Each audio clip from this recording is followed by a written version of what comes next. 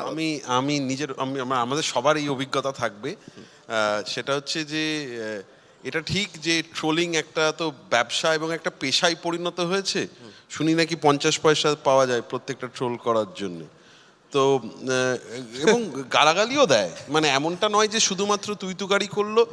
এবং আমরা যারা বিশ্লেষণ করি, এবং এটা আমার মনে হয় আমাদের সবারই অভিজ্ঞতা আছে, এটা ফ্যাক্ট যে একটা যে কোনো পলিটিক্যাল ইভেন্টকে আমরা দুজন দুটো বা একাধিক আঙ্গিক থেকে দেখতে পারি।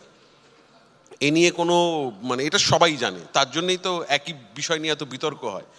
আমাদের কাজ হচ্ছে ওই বিষয়টার একটা ব্যাখ্যা দেওয়া, ওই বিষয়টা নিয়ে একটা বিতর্ক তৈরি করা, তার কারণ আমরা চাই এটা নিয়ে আলোচনা হোক, এটা গুরুত্বপূর্ণ সমাজের জন্যে। এবং আমরা মানে বিশ্লেষণের কাজটা হচ্ছে যে গণতন্ত্রে একটা বিষয়, প্রত্যেকটা বিষয় নিয়ে আলোচনা হওয়া উচিত। দেখুন আমাদের লিমিটেশনটা বলি, একটা চেতনা তৈরি করার চেষ্টা। চেতনা, কিন্তু সেই চেতনাকে আমরা তৈরি করি। চেতনা হচ্ছে আমাকে একটা মিডিয়া হাউস ডাকে এবং সে একটা টপিক বেঁধে দিয়ে, বুনো হাঁসটাকে সে বেঁধে দিয়ে আমাকে ধরিয়ে দিয়ে বলে যে এবার এইটা নিয়ে বলুন। তার মানে আমি যেটাকে সবচেয়ে গুরুত্বপূর্ণ রাজনৈতিক বিষয় বলে মনে করছি সেটা নিয়ে কিন্তু আমি সবসময় কথা বলছি না।